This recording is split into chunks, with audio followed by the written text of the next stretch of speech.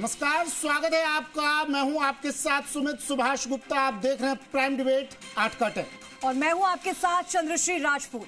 आज हम बात करेंगे उस मुद्दे को लेकर जिसे लेकर कांग्रेस और बीजेपी नेता एक साथ एक जाजम पर आ गए हैं। बीकानेर में पेड़ों को लेकर आंदोलन चरम पर है।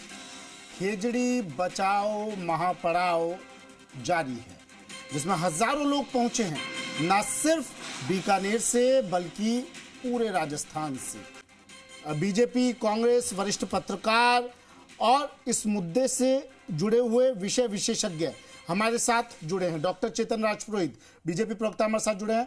चेतन जी, स्वागत है सर आपका जी राजस्थान पर 8 का टेक में। यशवर्धन सिंह जी, कांग्रेस प्रवक्ता, हमारे साथ जुड़े हैं। यशवर्धन जी, आपका भी स्वागत है जी राजस्थान पर 8 का टेक में। रौनक व्यास, मेरे सहयोगी, बीकानेर से हमारे साथ जुड़ गए हैं सीधा।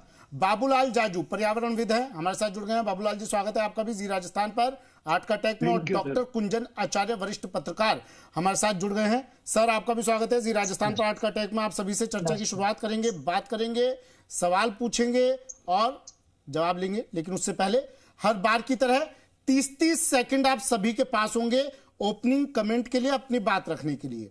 डॉक्टर कुंजन आचार्य, 30 सेकंड ओपनिंग कमेंट सर।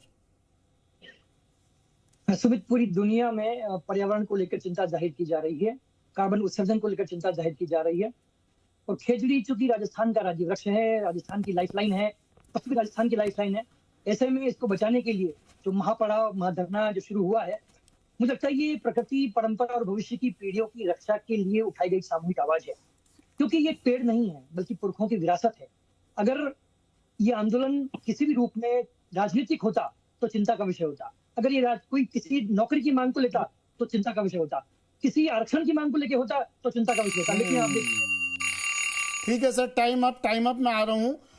ठीक है सर, शुक्रिया अपना कीमती वक्त हमें देने के लिए, हमारे साथ जुड़ने के लिए। सरकार को तुरंत एक्शन लेना चाहिए, इनकी मांगों पर ध्यान देना चाहिए। डॉक्टर कुंजन आचार्य, बात आपसे चल रही थी सर मेरी, फेल्योर तो सरकार का ही है ना सर, गलत की सही? सरकार ने अगर समय रहते एक्शन ले लिया होता, बात कर ली होती। एक्शन क्या लेना था, बात ही तो करनी थी सर, उनसे समझाइश ही तो करनी थी, उन्हें आश्वस्त ही तो करना था, इतना सा तो करना था, एक लाइन बोलनी थी। आप वो भी नहीं बोल पाए। डिबेट में बैठ के तो कोई भी बोल लेगा ना सर। जी सुमित, देखिए, पूरी दुनिया में जब विकास होता है तो पर्यावरण का नुकसान भी होता है, हम देखते हैं। लेकिन तमाम दुनिया के देश, भारत सहित, इस बात पर चिंतित हैं कि पर्यावरण की कीमत पर विकास नहीं होना चाहिए। आप देखेंगे कि अगर सरकार ये निश्चित कर दे कि हाँ, इतने सारे पेड़ कटे हैं, उसकी कटाई पर रोक लगेगी और नया कानून बनेगा, हालांकि बात आई है। लेकिन आप देखिए कि राजस्थान के लोग वो हैं जो पेड़ के लिए सर कटाने को तैयार होते हैं। मैं आज तख्तियां देख रहा था जिसपे लिखा था, सिर साके रूखे रहे तो भी सस्तो जान, मतलब सर कट जाए तो भी पेड़ बच जाए तो भी सस्ता है। माँ अमृता विश्नोई ने 350 साल पहले 363 लोगों के बलिदान के साथ खेजड़ी को बचाया था। और 20वीं सदी में जो चिपको आंदोलन हुआ था, वही राजस्थान का इसी खेजड़ी आंदोलन से गया था। तो ऐसी स्थिति में आप देखेंगे कि खेजड़ी के लिए लोग कितने संवेदनशील हैं, पर्यावरण नहीं, पर्टिकुलर खेजड़ी के लिए। आप ये देखिए कि राजस्थान के लाइफलाइन है। हम राजस्थान, पश्चिमी राजस्थान वैसे भी रेगिस्तान है जहां पर पानी की कमी है, रेत है। ऐसे में खेजड़ी जो है बिना पानी के भी जीवित रहती है, पर्यावरण को मजबूत बनाती है। हमको पर्यावरण संरक्षण की दिशा में जो जो काम करने थे, क्या हमने वो किए? क्या अगर नहीं किए, इसकी परिणति ये है कि इतने लोग इकट्ठे हो गए। सरकार पुरस्कार घोषित करती है अमृता देवी बिश्नोई के नाम पर। मध्य प्रदेश में भी पुरस्कार है, राजस्थान में भी पुरस्कार है। केंद्र सरकार ने 1 लाख रुपए का पुरस्कार घोषित किया।